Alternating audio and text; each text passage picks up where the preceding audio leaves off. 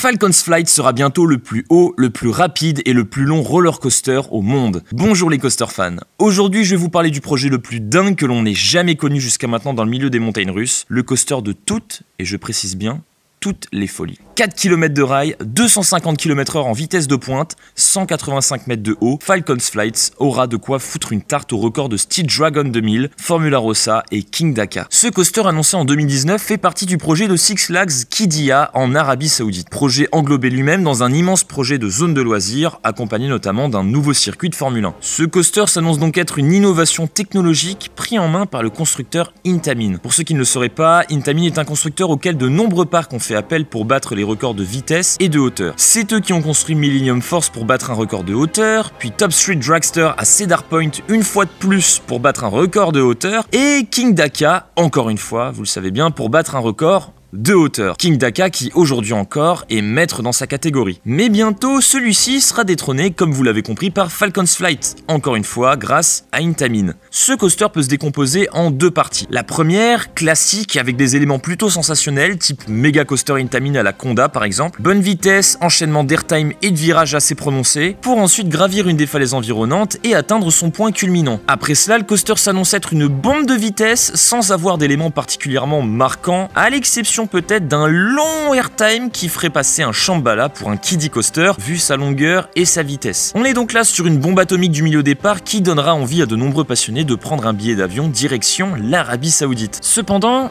qu'il s'agisse de Falcon's Flight ou plus globalement du projet de Qiddiya avec son parc d'attractions et son circuit de Formule 1, l'impact du projet dépasse le monde des montagnes russes, que ce soit en termes d'éthique pour nous Européens ou d'un point de vue environnemental. Je vais alors vous présenter dans cette vidéo Falcon's Flight, le coaster de toutes, mais vraiment toutes les folies. Falcon's Flight fait partie de ces projets fous que l'Arabie Saoudite, comme d'autres pays du Golfe, ont développés ces dernières années. Étant donné que l'économie de ces pays est basée sur leurs ressources pétrolières, qui tentent d'ailleurs à s'épuiser, l'heure est à la diversification industrielle. Les pays du Golfe cherchent donc à investir cet argent dans l'industrie du loisir pour s'assurer une certaine pérennité économique en devenant des lieux de tourisme paradisiaques pour des touristes venus des quatre coins du monde. Mais le problème concernant ces constructions massives de lieux de loisirs en tout genre ont été pendant longtemps camouflés par les dirigeants politiques des pays du Golfe. Pourtant, les méthodes utilisées dans les chantiers ont été dévoilées ces dernières années. Dans ce contexte, la Coupe du Monde au Qatar a permis aux dernières personnes qui n'étaient pas encore au courant d'être informées à ce sujet. Le Qatar, les Émirats Arabes Unis, mais aussi dans notre cas l'Arabie Saoudite, tout se passe par ce que l'on appelle de l'esclavage moderne. Et en Arabie Saoudite, cette pratique est presque institutionnalisée par ce qu'on appelle la kafala. Au départ, la kafala est dans la tradition islamique une procédure d'adoption qui permet à une famille de recueillir un enfant venant d'une famille défavorisée ou qui serait né hors mariage, et ainsi le prendre sous sa tutelle. Seulement, le terme de kafala ne concerne malheureusement pas uniquement l'adoption d'enfants pour leur donner une vie meilleure, mais plutôt l'adoption de migrants en leur promettant un mode de vie plus agréable dans les pays du Golfe. Plus agréable sur le papier seulement, parce qu'en réalité, les migrants concernés se voient confier à un parrain qui leur retire passeport et autres pièces d'identité pour les empêcher de quitter le pays. Ces parrains leur trouvent du travail, mais dans des conditions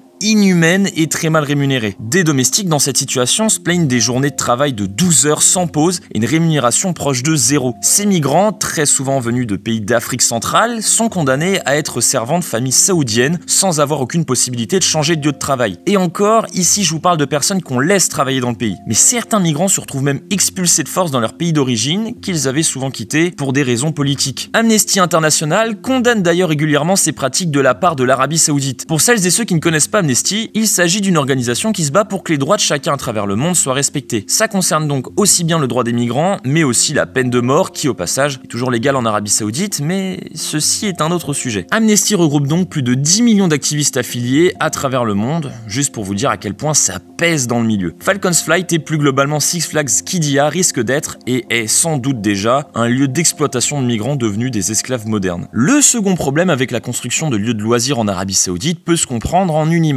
Voilà l'emplacement du futur parc Six Flags. Et ce qui saute aux yeux, c'est qu'on est au beau milieu d'un putain de désert en fait. Pas un pé d'herbe, pas un pé d'eau, 50 degrés à l'ombre, et j'exagère à peine. Comment est-ce qu'on peut, dans ces conditions, construire un parc qui soit vivable un minimum pour des êtres humains? Eh bien, avec de la clim à foison, de la flotte à gogo qui va s'évaporer en 2-2 et qu'il va donc falloir ramener en quantité gigantesque. Bon, je vais pas m'étaler là-dessus parce que je pense qu'aujourd'hui on en parle pas mal, mais personne n'ignore aujourd'hui que ce sont deux choses extrêmement polluantes et qu'il est complètement insensé de construire de telles choses là où même la vie n'a pas voulu se développer. Et quand bien même on climatise tout ça à fond de balle et qu'on ajoute des torrents de flotte, il existe d'autres problèmes liés à la topographie qui ne sont pas directement réglables et qui dérangera sûrement la plupart des visiteurs. Et encore bien plus les travailleurs de la zone. Kidia est une zone recouverte de sable et les tempêtes de sable y sont fréquentes. Et il y a donc des risques d'irritation de la gorge et des yeux pour quiconque si tempête il y a. Et croyez-moi, vous n'avez pas envie de goûter à ça.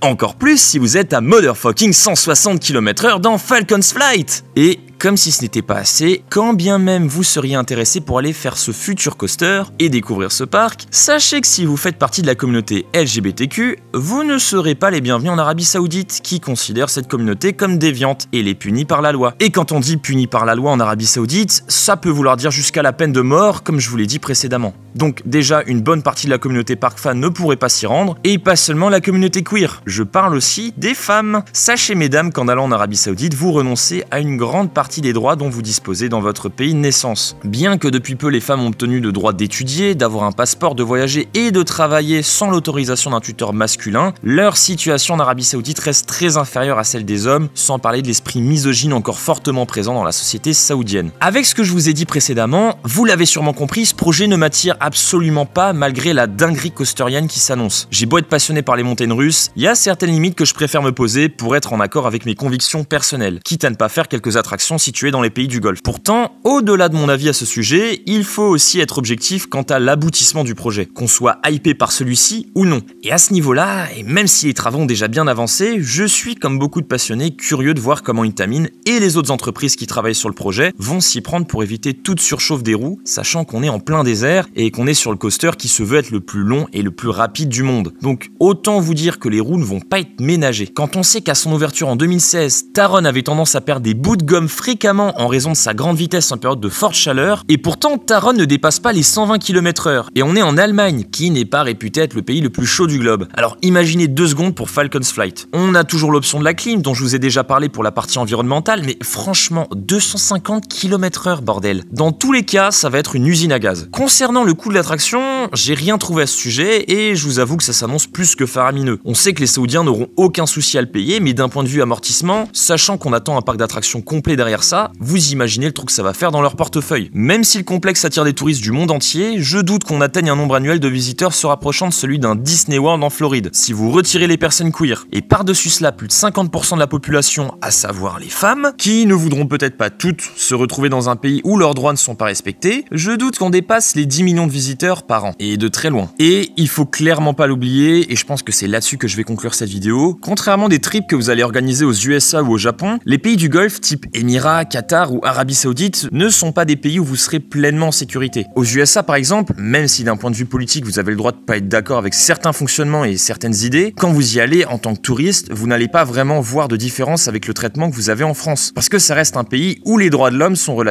très relativement bien respectés. De même pour le Japon, même s'il reste encore aujourd'hui un pays très relativement raciste envers certaines ethnies, mais dans les pays du Golfe, vous serez fliqué dès votre arrivée sur le territoire. Et c'est justement l'intérêt de cette politique dite de soft power, faite dans cette région du monde. Il faudrait limite en faire une deuxième vidéo pour le comprendre, mais je préfère vous rediriger vers une vidéo de la chaîne Puissance Park, que vous connaissez sûrement, que vous pouvez trouver en fiche et qui est, je trouve, très complète et bien expliquée. Il y a une citation que j'ai trouvée sur le site d'Amnesty en préparant cette vidéo qui vient de leur chercheuse Eba Morayev, pardon pour la prononciation, qui dit « L'Arabie Saoudite a investi de grandes sommes pour redorer son image, mais ce vernis couvre une terrible réalité de violence contre des migrantes, dont le dur labeur aide l'Arabie Saoudite à réaliser sa grande vision. » Et je trouve que ça résume plutôt bien la problématique derrière le développement de l'industrie du loisir dans ce pays. Bon, la raison pour laquelle j'ai fait cette vidéo, c'est pas juste pour taper sur ces pays et juste vous sortir « Oh là là, c'est pas bien ce qu'ils font, n'y allez pas ». C'est plutôt pour vous prévenir au cas où vous aviez décidé d'organiser un trip là-bas. que vous ayez au moins pleinement conscience de comment fonctionne le tourisme dans ces pays et que vous sachiez où vous allez mettre les pieds pour pas être pris au dépourvu une fois sur place. J'avoue que le sujet de la vidéo d'aujourd'hui était peut-être moins fun que ceux abordés d'habitude sur la chaîne, mais je pense qu'il est important de temps en temps de faire quelques disclaimers sur des parcs ou des zones du monde remplies de parcs quand c'est nécessaire. Si cette vidéo vous a plu, n'hésitez pas à mettre un pouce bleu et à me dire ce que vous en avez pensé dans l'espace commentaire. De même, je sais que c'est un sujet qui peut prêter à débat, alors n'hésitez pas à vous lâcher en com si vous voulez ajouter quelque chose ou même contrer mes arguments,